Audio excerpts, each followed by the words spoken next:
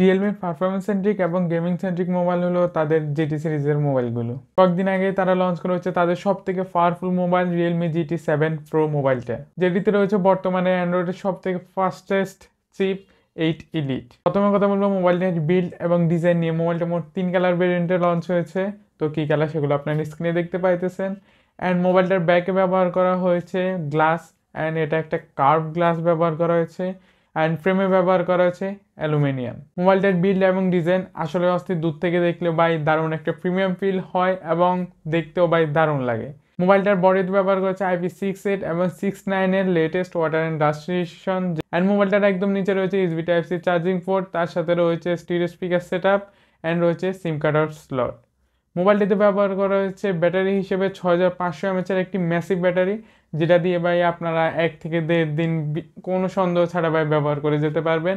আর যারা heavy use করেন, gaming করেন, তারাও ভাই 7-8 ঘন্টা টানা গেমিং করতে পারবেন। মোবাইলটিতে ব্যবহার করেছে 120 ওয়াটের একটা super fast charger. Realme GT7 Pro মোবাইলটাতে আপনারা কানেক্টিভিটি হিসেবে Wi-Fi 7 এবং ব্লুটুথ 5.4 পেয়ে যাবেন।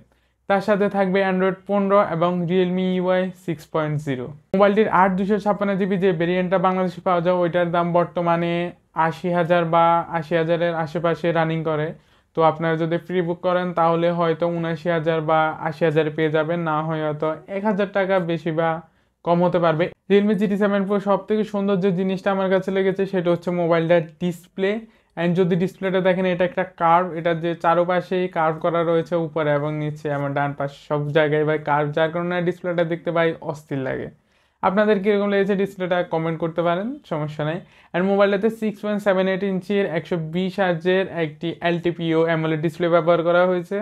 চিন অ্যান্ড বেজেলগুলো যদি দেখেন তাহলে দেখবেন ভাই নাই বললেই চলে, একদম ভাই মিনিমাল একদম। কন্টেন্ট ওয়াচিং করেন তাদের জন্য তো ভাই পুরো ডিসপ্লেটা আপনারা এনজয় করতে পারেন, এবং সেই জন্য কন্টেন্ট যারা ওয়াচিং করেন তাদের জন্য রয়েছে HDR10+ এর সাপোর্ট।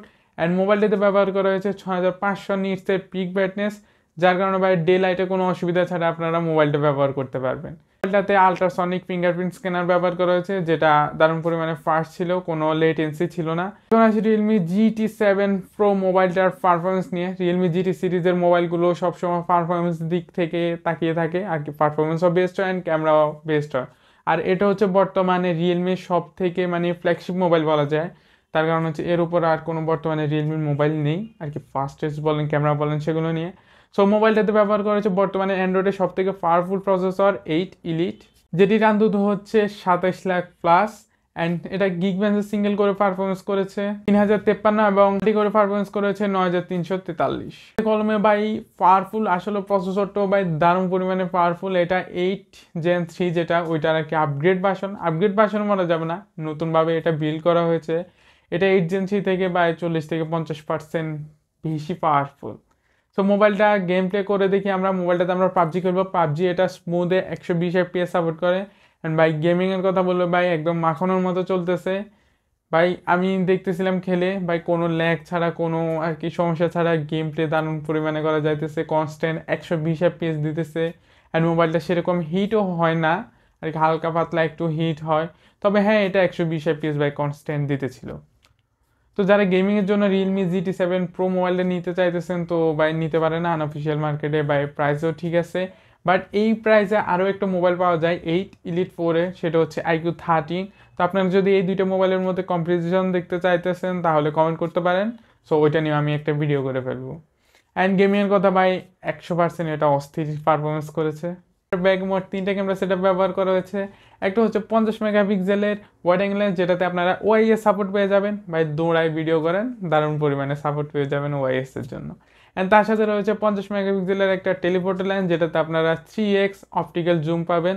তার সাথে রয়েছে একটা 8 মেগাপিক্সেলের আল্ট্রা লেন্স। তো আমি আশা করেছি হয়তো আর একটু ভালো মেগাপিক্সেল থাকবে, অ্যাটলিস্ট তারা তো 20 বা 25 এরকম দিতে পারতো, বাট 8 মেগাপিক্সেল একটু না মানার মতনই আর কি। আর তাছাড়াও ব্যাক ক্যামেরা দিয়ে আপনারা 8K-তে 24 FPS ভিডিও রেকর্ড করতে পারেন, 4K-তে 30 এবং 60 FPS ভিডিও রেকর্ড করতে পারবেন, 1080p-তে 30, 60, 120 এবং 240 FPS ভিডিও রেকর্ড করতে পারবেন। ফটো ব্যবহার করা হয়েছে 16 মেগাপিক্সেলের একটি ওয়াইড অ্যাঙ্গেল লেন্স, যেটিতে আপনারা 1080p-তে 30 এবং 60 FPS ভিডিও রেকর্ড করতে পারবেন। কোনো 4K সাপোর্ট নেই, যেটা একটু খারাপ লেগেছে। যদি 4K সাপোর্টটা দিয়ে দিত তাহলে আরও ভালো হতো। তো চলেন আমরা GT7 Pro কয়েকটা ফটো স্যাম্পল দেখে আসি। তো এখন যেগুলো দেখতে পাইতেছেন এগুলো হচ্ছে GT7 Pro মেইন ক্যামেরা দিয়ে HDR অন রেখে ছবিগুলো তোলা। অ্যান্ড ছবিগুলোর হাইলাইট অ্যান্ড কন্ট্রাস্ট বাই ঠিকঠাক রেখেছে, একটু কুল টাইপের ছবিগুলো ক্যাপচার করতেছে Realme GT7 Pro মোবাইলটা। সো এমনি বাই হাইলাইট অ্যান্ড ডিটেলগুলো ঠিকঠাক রাখতেছে। যদি আমরা আর কি জুম টেস্টটা করে ফেলি, তো এখানে 1x 3x and 5x plus maximum যেটা জুম হয় ওইটা আমি দেখা দিছি।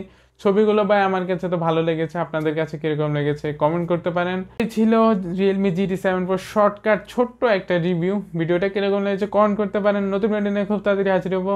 ততদিন পর্যন্ত সবাই ভালো থাকবেন। Bye bye guys.